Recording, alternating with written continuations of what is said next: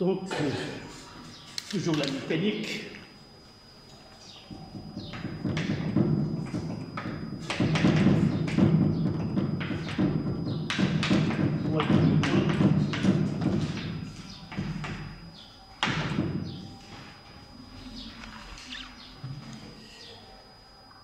Quelques applications de la loi de Newton.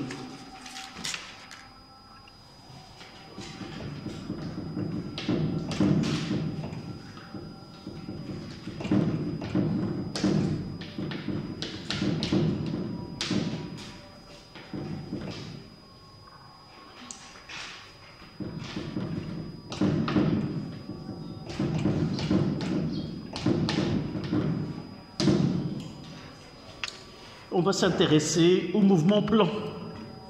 Les mouvements plans.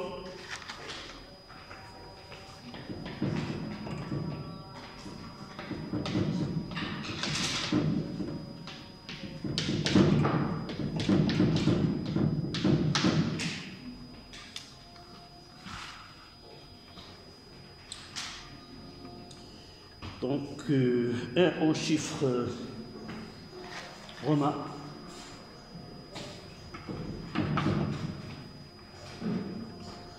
Mouvement d'un projectile dans un champ de pesanteur uniforme.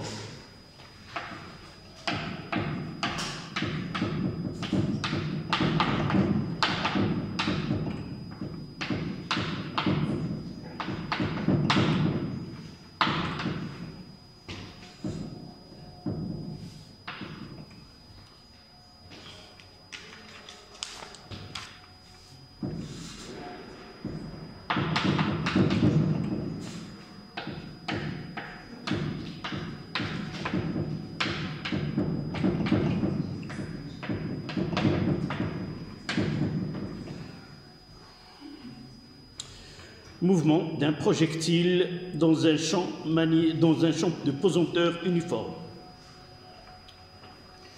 Nous avons déjà défini le champ de pesanteur, qui peut nous rappeler, lorsque nous avons traité le mouvement de chute libre, au mouvement d'un corps solide, la chute verticale d'un corps solide dans un fluide. Nous avons déjà parlé de champ de pesanteur terrestre. Oui. C'est quoi le champ de pesanteur terrestre? Nous avons parlé des interactions qui se produisent entre la Terre et les corps solides qui se trouvent dans l'espace qui entoure la Terre. Nous avons dit qu'il existe des interactions gravitationnelles, donc la Terre exerce une force sur un corps solide de masse m, et le corps solide de masse m exerce une force aussi sur la Terre. Les deux forces ont même direction, même intensité, mais de sens opposé. Et nous avons dit que tout corps de masse m se trouve au voisinage de la Terre et soumis à un champ de pesanteur. Donc la Terre, par sa masse, elle crée un champ de pesanteur G, qui est la constante c'est G m de la Terre sur 1 au carré. Donc le champ de pesanteur, en négligeant la rotation de la Terre autour d'elle-même, nous ne parlons pas de champ de gravitation, mais nous parlons de champ de pesanteur.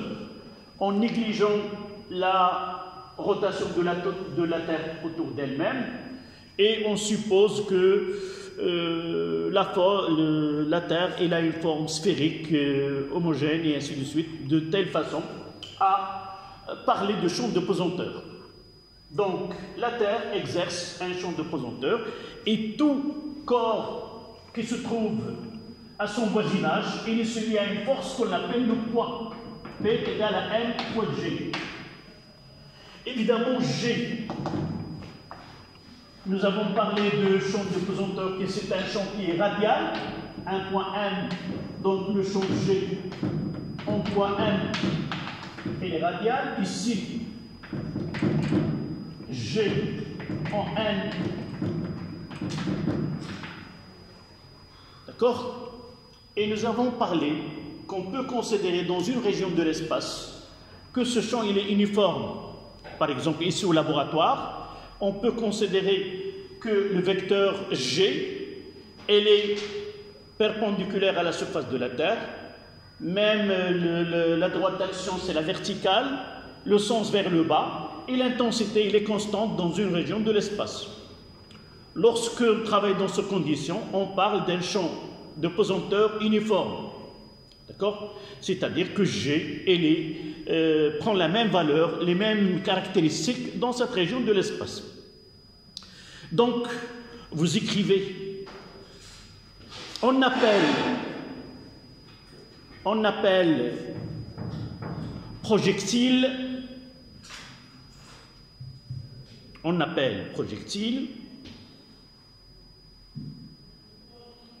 chaque corps lancé. On appelle projectile chaque corps lancé au voisinage de la Terre avec une vitesse initiale V0,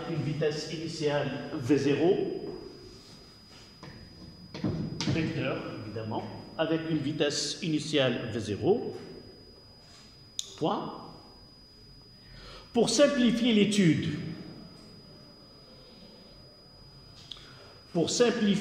l'étude,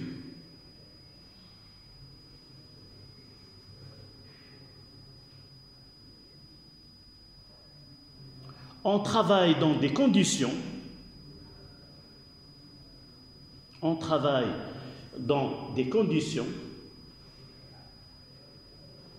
où on néglige les frottements,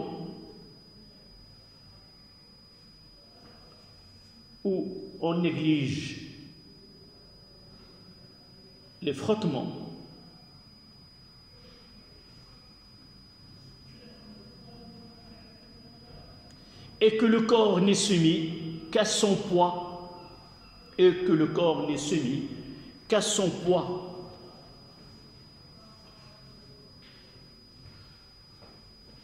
Ça veut dire quoi? Nous avons déjà utilisé ce travail-là, nous l'avons déjà utilisé. Oui, entre parenthèses, chute libre.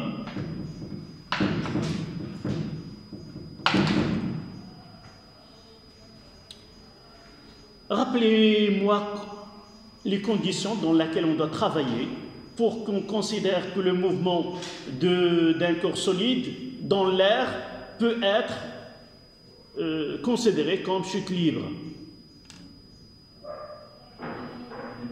Oui? Non. Semblable. Le travail dans l'air, dans quelles conditions? Quelles sont les conditions qu'on doit avoir pour que le mouvement d'un corps solide au voisinage de la Terre soit considéré comme une chute libre? Oui, on néglige deux types de forces que nous avons déjà traités dans chute verticale d'un corps solide dans un fluide, la poussée d'Archimède et aussi le frottement fluide. Donc si on néglige les frottements fluides et la poussée d'Archimède, on peut travailler dans les conditions qui sont semblables au vide. Comment peut-on avoir ces conditions-là pratiquement, en pratique? Et pour négliger la poussée d'Archimède, comment doit être la masse volumique ou la densité de corps solide par rapport à celle de l'air? Elle doit être très grande, ou la densité de l'air doit être très négligeable devant celle du corps solide. Et pour les forces de frottement aussi. Il doit être aérodynamique. C'est très bien. Il faut que le corps solide ait une forme aérodynamique. D'accord? Et par la suite, on peut travailler à des altitudes qui ne sont pas très élevées, à quelques centaines de mètres. Dans ces conditions, les travaux que nous réalisons peuvent être considérés comme un mouvement de chute libre. D'accord? Donc, on va essayer maintenant, on parle un projectile. En réalité, si nous essayons de voir en arabe, harakat qadifa. Un projectile, c'est qadifa. harakat qadifa في مجال التقالة. إذن في مجال التقالة يمكن كما قلنا قبل لحظات نعتبر أن حركة السقوط في المحيط للأرض عبارة عن سقوط حر عندما يكون للجسم الصلب بشكل انسيابي ويكون الكتلة الحجمية ديالو كبيرة جدا أمام الكتلة الحجمية ديال الهواء، وكذلك تكون الارتفاعات ديال السقوط كتكون ارتفاعات ليست بكبيرة. لماذا؟ لأن عندنا الجي يجب أن تكون منتظمة، وإذا كانت الارتفاعات كبيرة جدا فإن شدة التقالة سوف تتغير، وبالتالي لن تكون دراستنا دراسة في مجال منتظم. مجال الثقالة المنتظم كيخص يكون كيحافظ على نفس الاتجاه، نفس المنحى ونفس المنظر. إذن سنحاول أن نبدأ بدراسة نظرية. سنرسل من نقطة O نتخذها أصلا لمعلم الفضاء. ستنطلق هذه القذيفة بسرعة بدئية بصفر في مجال الثقالة، ونريد أن ندرس حركة مركز قصور هذا الجسم في مجال الثقالة. شنو هما المعادلات الزمنية؟ شنو هي المعادلة ديال المسار؟ وشنو هما النقط المتميزة في هذه الحركة؟ بطبيعة الحال حركة قذيفة في مجال الثقالة هي تطبيق تم استعماله بنجاح في حروب كانت آخرها الحروب العالمية، استعمال المدفعية أو إرسال بعض القذائف. حاليا لا يمكن أن نطبق هذه الدراسة على المقذوفات أو الأجسام التي يتم إرسالها. حاليا هناك قذائف ذكية، قذائف لها رأس مبرمج ويمكن أن يصل إلى المكان المحدد سابقا، ويصل إلى المكان ويمكن له أن يتلافى الحواجز. متفقين؟ إذن هذه التقنية اللي كندرسوها هنايا ليست هي التقنية التي نتبعها حاليا. Donc la technique qui a été efficace pour les guerres, pendant les guerres, première guerre mondiale ou la deuxième guerre ou juste après, maintenant on a des projectiles qui sont intelligentes et par la suite ce qu'on fait ici n'est pas applicable à ce que nous vivons. Vous savez, il y a quelques heures, c'était l'attaque des Iraniens au Moyen-Orient. Il a envoyé des projectiles. Parmi ces projectiles, il y en a qui sont classiques, avec une vitesse initiale comme on va voir, et on peut avoir le point d'impact, le calculer à l'avance. C'est ça la technique qu'on a ici. Mais généralement, il y a des projectiles qui sont intelligentes, programmables. Il y a une tête dans laquelle il peut être envoyé en utilisant. Est-ce que vous avez suivi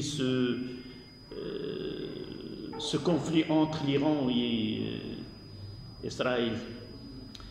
Qu'est-ce qu'ils ont essayé de perturber le mouvement de ces drones et de ces projectiles?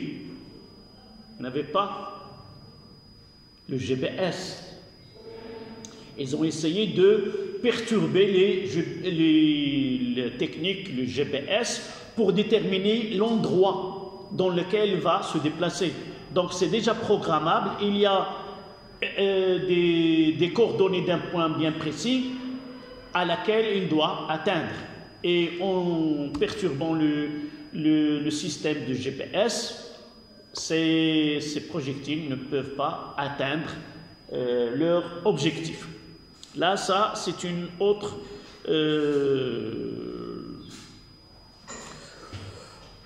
technique qui est applicable. Peut-être vous pouvez l'étudier par la suite. Donc,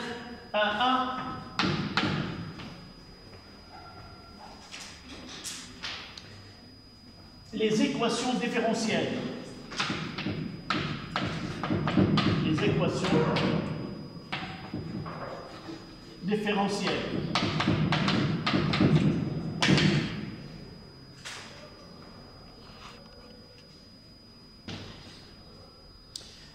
Donc, on va faire un petit schéma ici. Évidemment, pour appliquer la deuxième loi de Newton, nous devons faire quoi? Rappelez-moi l'énoncé de la deuxième loi de Newton. On commence par une phrase dans un référentiel galiléen. Donc, toujours, il faut choisir un référentiel, un corps solide auquel on va associer un repère. Là, le projectile, il est lancé à la surface de la Terre. Donc, on prendra un repère qui est lié à la surface de la Terre comme un repère. Donc, là O, là c'est I, et là c'est J. Et à partir de là, on va lancer un projectile de masse M avec une vitesse V0 qui fait un angle alpha ici. Et voilà.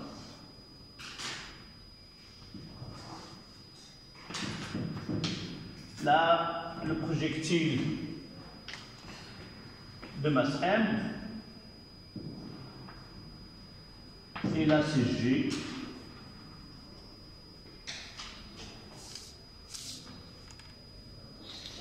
Évidemment, on suppose que le champ de pesanteur, là, c'est la surface de la Terre, et G, dirigé vers le bas. Là, c'est Y, là, c'est X.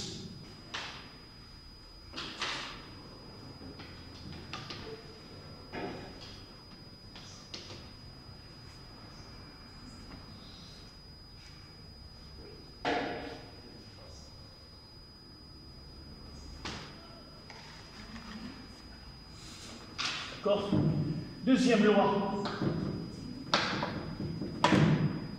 de Newton.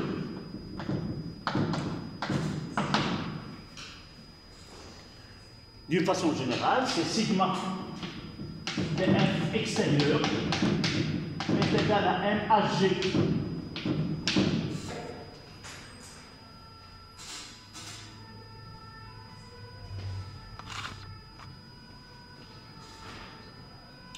Et puisqu'on travaille dans les conditions où le mouvement peut être considéré comme une chute libre, donc on peut mettre que P est égal à M fois HG.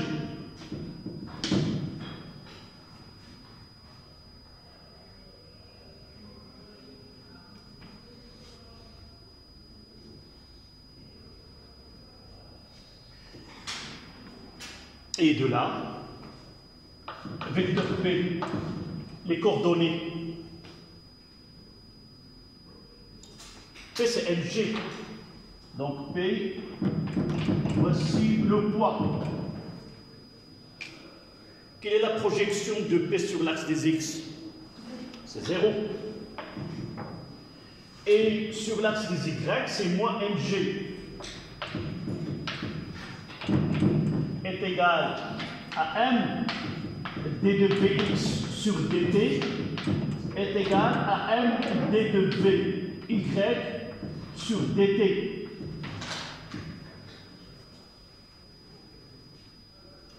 Évidemment, on peut ajouter sur l'axe des Z qui est perpendiculaire I, G et K. Là, c'est 0. D'accord?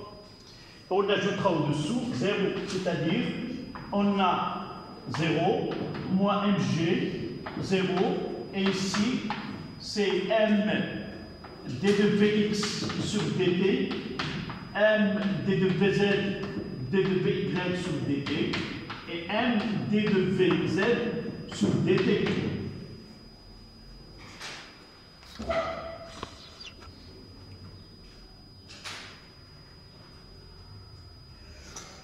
Donc, si on veut les équations différentielles que vérifie V, donc on aura d de Vx sur dt est égal à 0. Et là, d de Vy sur dt plus mg plus g est égal à 0. Et la dernière, c'est d de pz sur dt est égal à 0.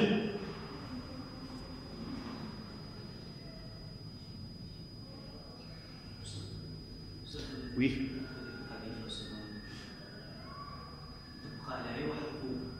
Ouais, ce que nous avons fait dans l'introduction. Qu'est-ce que nous avons dit? Mouvement, le titre. Mouvement d'un projectile dans un champ uniforme. Et nous avons dit, s'il y a d'autres forces, on va revenir au paragraphe précédent. Là, un cas particulier, c'est le mouvement d'un projectile, par exemple même celui-là, mouvement d'un projectile dans le champ de pesanteur uniforme. Et dans le cas que nous traitons, c'est le cas qui est particulier. Nous travaillons dans des conditions où l'action de l'air elle est négligeable devant le poids. D'accord? Donc dans cette partie-là, nous travaillons le mouvement dans chute libre. Vous voyez, c'est une chute libre. Ça veut dire que la seule force qui s'exerce sur le projectile est son poids. D'accord? Mais s'il y a d'autres forces, on peut la faire intervenir et la travailler. Là, c'est un cas particulier, c'est que on peut considérer que le mouvement s'effectue que sous l'action du poids. D'accord? Donc de là, on va essayer de donner l'équation qu'on peut avoir ici. Si nous essayons de voir V, vecteur vitesse, les coordonnées du vecteur vitesse, de centre de gravité de projectile. Là, la dérivée sur l'axe des x, ça donne une constante. Ça veut dire quoi? Une constante qu'on va la faire revenir aux conditions initiales. Donc, ça sera V0x. D'accord? Puisque la dérivée est égale à 0, la fonction primitive, ça sera une constante. Et là, qu'est-ce qu'on aura? Ici, je dois faire plus. J'ai des plus. D'accord? Donnez-moi VY.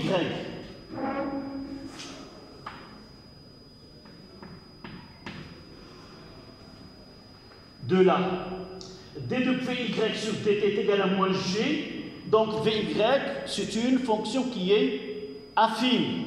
Dans le coefficient directeur, c'est moins g. Donc ça sera moins g fois t plus v0y. Et là, est égal à 0, ça veut dire v0z.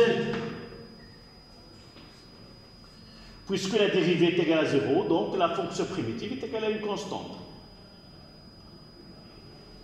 Mais d'après les données,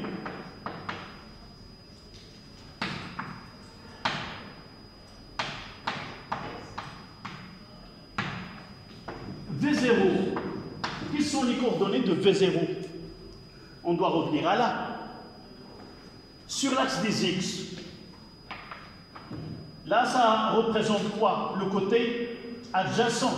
Donc, c'est le cosinus. Donc, V0 sur y, c'est V0 cosinus alpha. Et là, c'est V0 sinus alpha. Mais vous voyez que V est perpendiculaire à l'axe des z. Et par la suite, c'est 0. D'accord?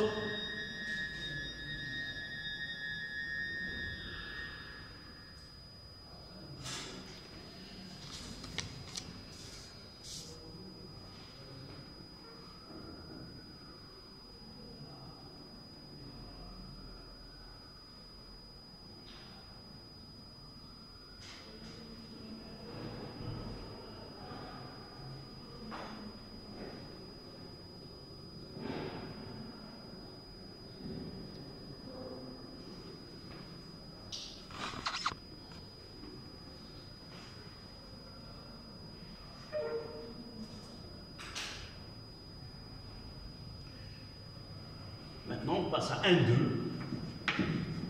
Les équations horaires.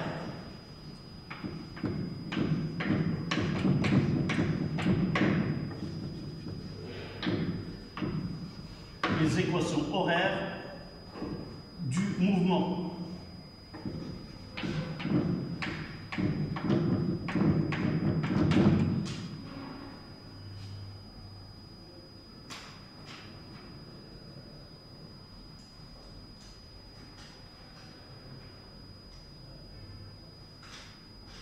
Là, dans les équations différentielles, on vous donne déterminer l'équation différentielle que vérifie Vy ou Vx ou Vz. Mais si on vous demande rien, obligatoirement on vous donne que vérifie telle grandeur. Mais généralement, en mécanique, c'est l'équation que vérifie une des composantes de vecteur vitesse. Et dans ce cas-là, nous avons deux équations, si vous voulez, une sur l'axe des x et une sur l'axe des y. Soit qu'on écrit d de Vy sur dt est égal à moins g, soit d de Vy sur dt plus g est égal à 0, et avec d de Vx sur dt est égal à 0. Celle-là ne mène à rien puisque le mouvement est dit plan. Donc une phrase avant de passer à 1,2, d'après ce que vous voyez ici, c'est que la composante de vecteur vitesse n'a que sur x et y, et par la suite, on parlera dès maintenant qu'il s'agit d'un mouvement qui est plan. On va le vérifier juste un moment par les équations horaires du mouvement. D'accord? Donc, 1,2, les équations horaires du mouvement.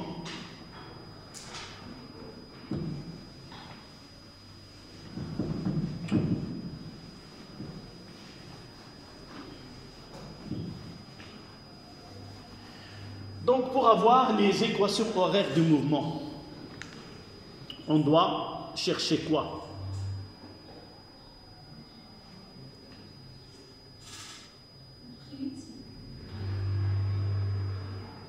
Les équations horaires du mouvement, c'est quoi?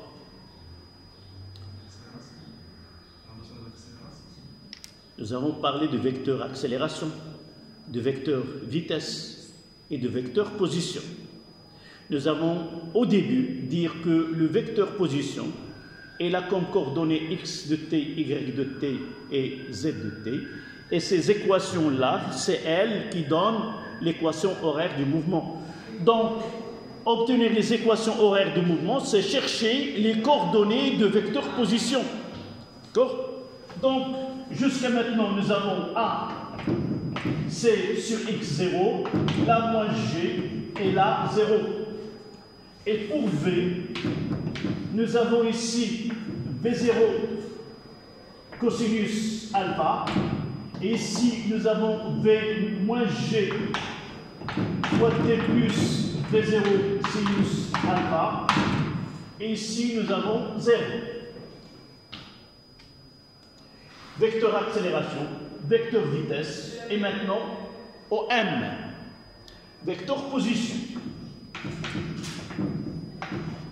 C'est x de t, y de t et z de t. Mais nous savons quoi? Nous savons que OM, V est égal à P de OM sur dt. D'accord? S'il te plaît, tu fermes la porte.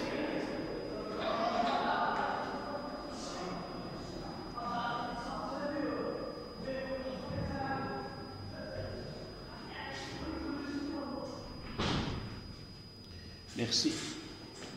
Donc, qu'est-ce qu'on va écrire ici? Là, c'est Vx, Vy, et là, Vz est égal à quoi? À d de x sur dt, d de y sur dt, et d de z sur dt. D'accord? Pour avoir là, d de x sur dt est égal à quoi? Est égal à dx, est égal à v0 cosinus alpha.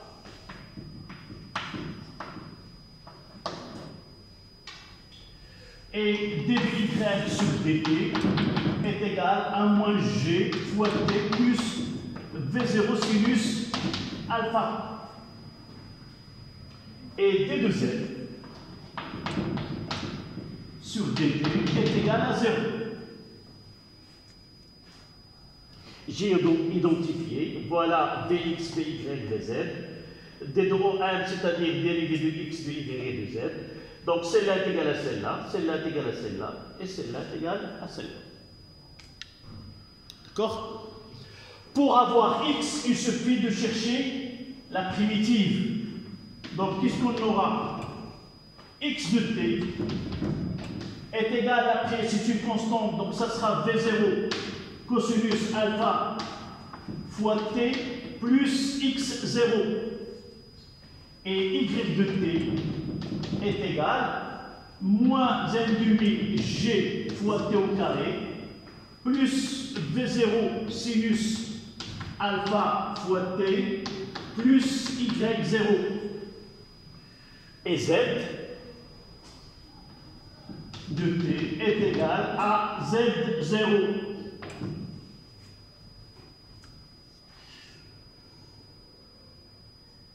D'accord?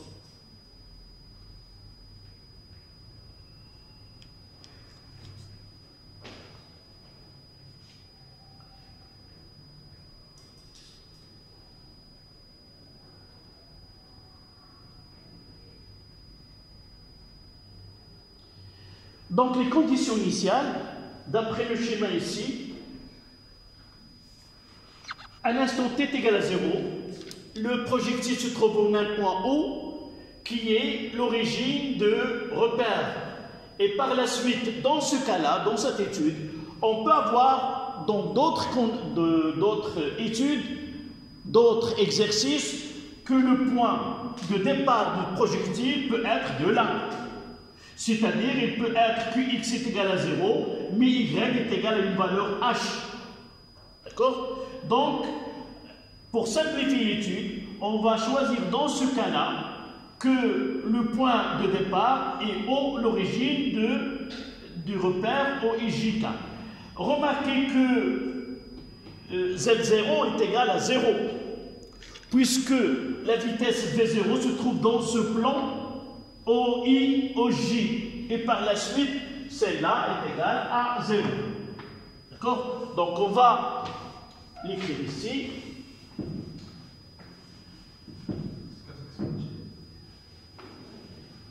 D'après ce choix,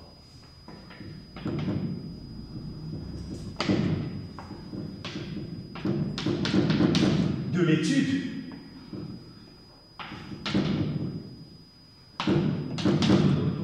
M0 est là, 0, 0 et 0.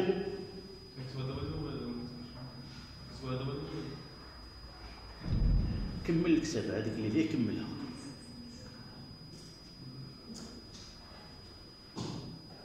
Qu'est-ce que tu attendais pour écrire؟ هادشي اللي كان كتبتيه. شكون انت كتعاني؟ تسمع وكتب، كاين شي حوايج ça ne demande pas باش تبقى فيجي وطابلو. D'accord? Tu écris, tu entends. Alhamdoulilah, la vision, ils sont indépendants. Non, ils sont dépendants. يعني ما يمكن يعني إلا كنت كتسمع ما يمكنش تشوف، ولا كنت كتشوف ما يمكنش تسمع. لا كاين غير تسمع. لا ودابا شوف بمعنى إلا كنت كتشوف ما كتسمعش. لا وجاوبي. إلا كنت كتسمع، إلا كنت كتشوف ما كتسمعش. وإلا كنت كتسمع ما يمكنش تشوف. إذا ils sont indépendants. يمكن لك تشوف ويمكن لك تسمع. لا c'est pas grand chose هنايا. هاتي on le refait. Nous l'avons déjà fait dans chute libre. سيني. أما ils sont dépendants يعني l'une oblige l'autre. ودائما عندي هذا الرومارك بالنسبه ليك، دائما كتسهى كتخلي الكتابه وحتى كيساليو عباد الله عاد كتقول لي واش غادي نبداو بهذه. كتبتي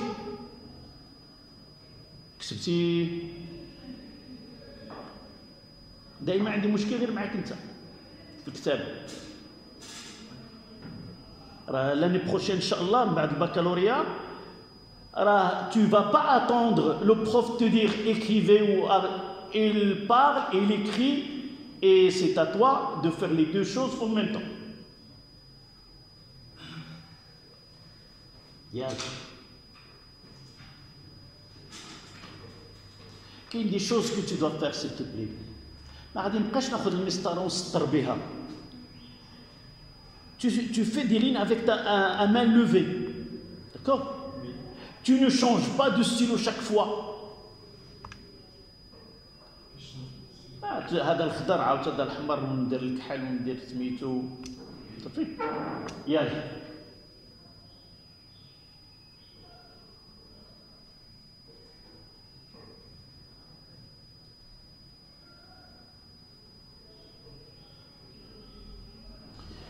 Donc, d'après ces choix, on aura x de t, on va les faire ici, les équations horaires sont, donc x de t, c'est V0 cosinus alpha fois t,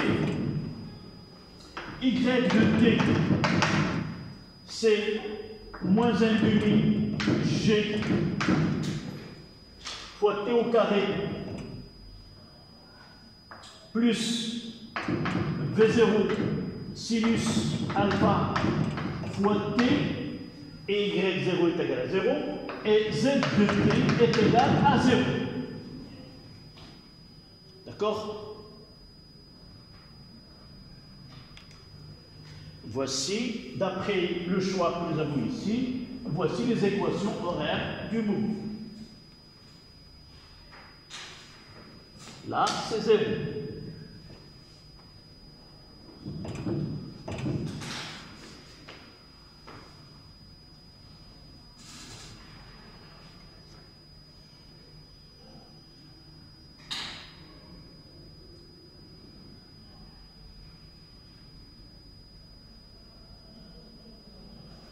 Donc, qu'est-ce qu'on peut dire à propos du mouvement d'un projectile dans le champ de pesanteur? Et là, vous voyez que dans ce cas qui est chute libre, et n'est pas le même que celui que nous avons déjà traité. Nous avons déjà traité le cas de chute libre sans vitesse initiale. Comment a été le mouvement? C'est-à-dire la trajectoire. C'est une droite verticale. Et là, vous voyez que la trajectoire n'est pas une droite. Et par la suite, lorsque la vitesse initiale n'est pas parallèle avec l'accélération, dans ce cas-là, là c'est A, alors le mouvement est un mouvement qui est plan. Donc de là, ce mouvement, c'est un mouvement qui est composé de deux, si vous voulez. On peut rendre ce mouvement comme étant la somme des deux mouvements, un mouvement qui s'effectue sur l'axe des X et un mouvement qui s'effectue sur l'axe des Y. C'est un mouvement qu'on peut dire un peu composé. Si nous pouvons l'avoir d'un côté sur l'axe des X et d'un côté sur l'axe des Y. Vous voyez, sur l'axe des Y, il n'y a pas de mouvement. Donc, deux équations, X et Y, et nous avons déjà dit, lorsque les équations horaires se font sur deux axes, le mouvement est dit un mouvement plan. Et vous voyez là, le mouvement sur l'axe des X, comment il est? C'est un mouvement rectiligne uniforme. Et là, c'est un mouvement uniformément varié. Et les deux constituent ce qu'on appelle le mouvement plan. D'accord? Donc, à la ligne,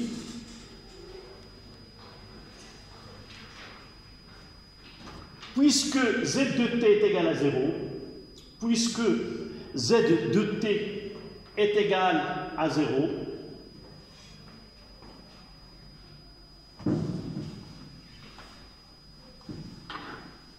on dit que le mouvement on dit que le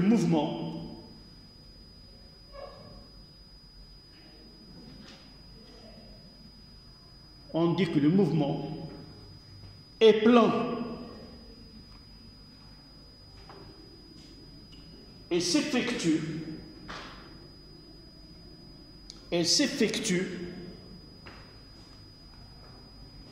dans le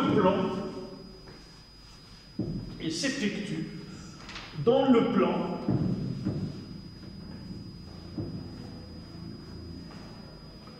G V0 et G. Ça, c'est l'accélération du pesanteur, la vitesse initiale. Donc, deux vecteurs définissent un plan. Donc, le plan avec les deux, ici, c'est V0. Et là, c'est G. Donc là, c'est le plan dans lequel s'effectue le mouvement. Et s'effectue dans ce plan-là.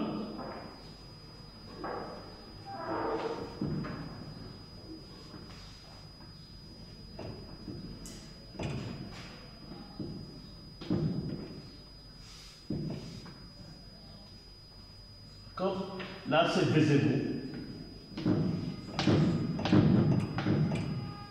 Et là, c'est G. Évidemment, l'axe Z, elle est perpendiculaire.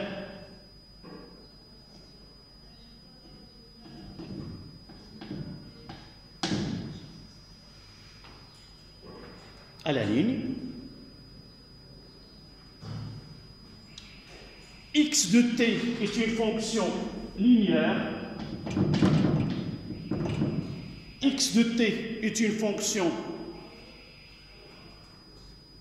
linéaire.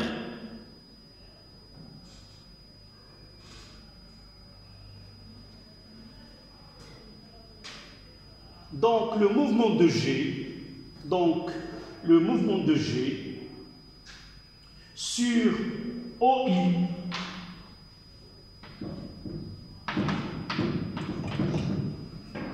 est un mouvement rectiligne, uniforme.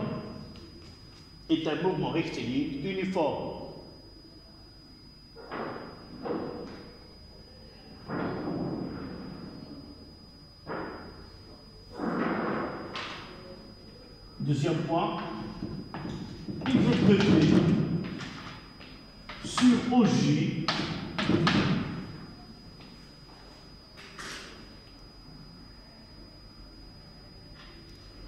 est une fonction de deuxième ordre.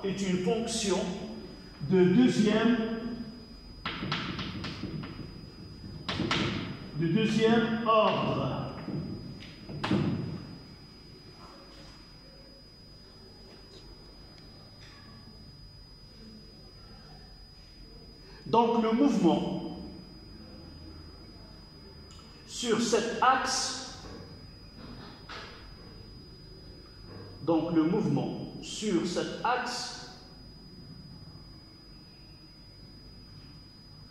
est rectiligne uniformément varié.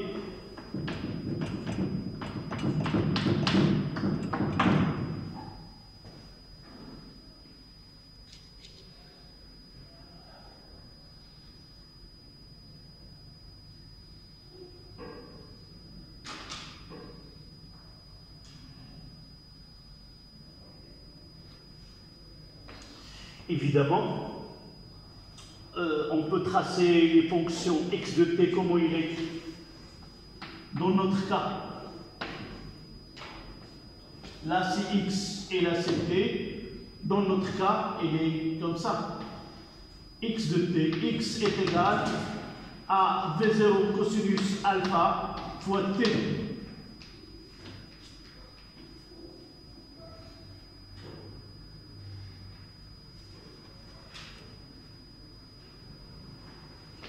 Et pour celle-là,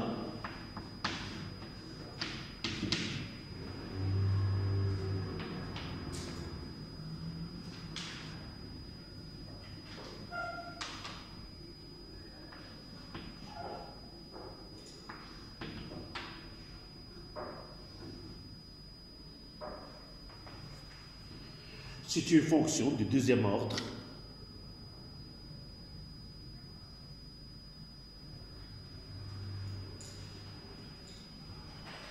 D'accord.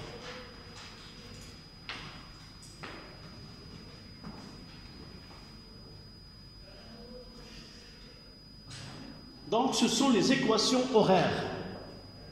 C'est le suivi des points. Le G, au cours de son mouvement, elle est suivie par deux coordonnées, l'abscisse et l'ordonnée, x à chaque instant.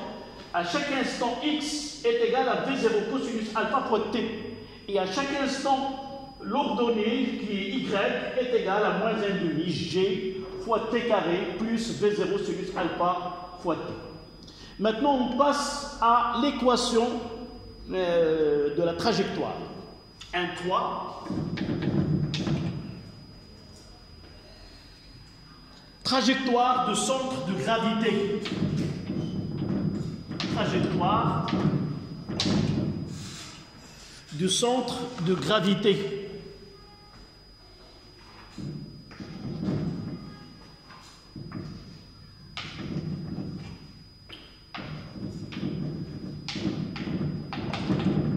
G.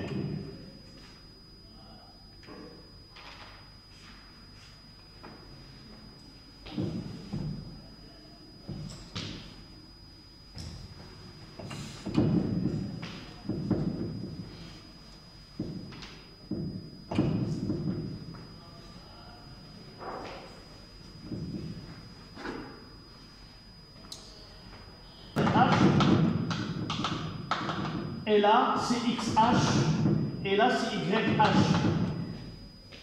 et là, c'est X. D'accord? Là, c'est V0. Là, c'est alpha. Donc, ici, la flèche, ici, la portée. Donc, on veut déterminer les coordonnées de ce point-là. C'est YH et XH. Qu'est-ce que nous avons? Nous avons au G. X est égal à V0 cosinus alpha fois t. Et Y est égal moins 1,5 g fois t au carré plus V0 sinus alpha fois t. D'accord? Donc, si nous voulons H, le point H, qu'est-ce qui est là? Et la XH qui est égale à V0 cosinus alpha fois TH, et YH est égal moins 1,5 G fois T au carré H plus V0 sinus alpha fois TH. Et c'est quoi TH? C'est le temps pour atteindre le point H. C'est de là, nous avons dit que Y est égal à 1,5 moins 1,5 gt au carré plus V0, mais la vitesse V, V, c'est V0 cosinus alpha, et là moins G fois T plus V0 sinus alpha. Les coordonnées de la vitesse. Donc au point H, VH, ça sera V0 cosinus alpha, et là c'est moins GT fois H plus V0 sinus alpha.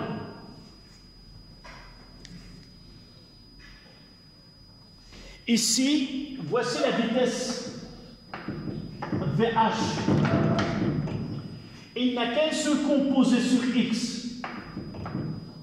Ici, en ce point, la première VY, donc VY H est égal à 0. C'est-à-dire de là, moins G fois TH plus V0 sinus alpha est égal à 0. Et de là, on tire ce TH que nous avons déjà trouvé. Donc TH, ça sera V0 sinus alpha, le tout sur G.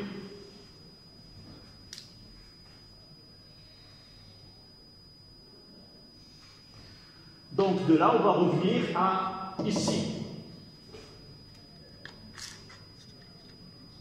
Donc le point H, je vais le mettre ici.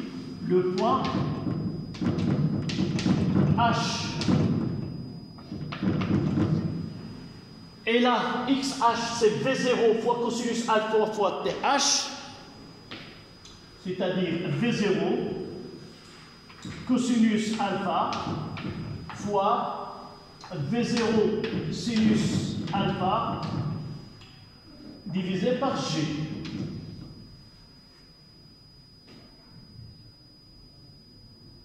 Là, c'est XH.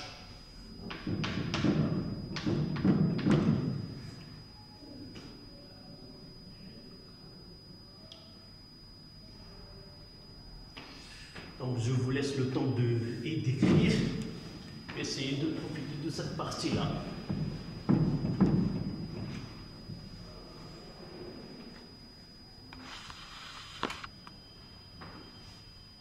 Donc, XH, ça sera égal, c'est V0 cosinus alpha sinus alpha sur G. Et comme nous avons déjà mentionné cette 2 cosinus alpha sinus alpha est égal à sinus de 2 alpha, et on aura XH est égal, là c'est V0 carré, c'est V0 au carré, sinus de 2 alpha divisé par G. Mais pour travailler YH, ici, YH est égal moins 1,5 fois G fois TH, c'est V0 sinus alpha sur G au carré plus V0 sinus alpha fois V0 sinus alpha sur G. Je vais essayer de simplifier et j'aurai moins V0 au carré sinus au carré de alpha sur G avec G carré, il ne reste que 2G. Plus ici, V0 au carré, sinus fois sinus, c'est sinus carré, alpha sur G. Et je vais mettre au même dénominateur, c'est multiplié ici par 2 et multiplié ici par 2.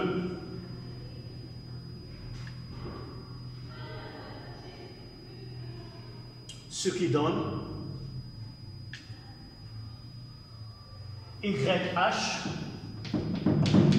est égal, c'est V0 au carré, sinus au carré alpha sur 2G. Voici les coordonnées du point du sommet, ou ce qu'on appelle la flèche.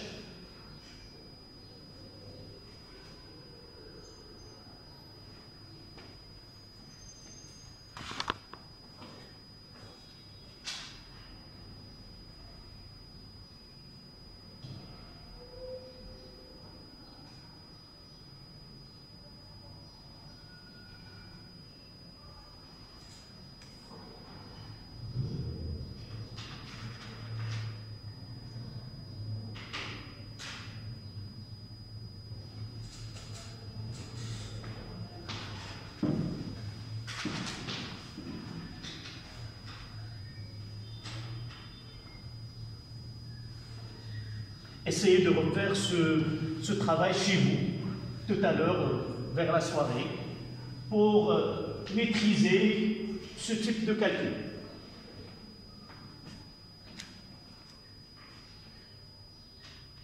J'ai dit tout à l'heure que, en ce point, la dérivée, vous avez déjà dit, la dérivée est égale à 0. D'accord? Quelle est l'équation? Essayez de le faire. Y est égal à moins g sur 2,0 carré cosinus au carré.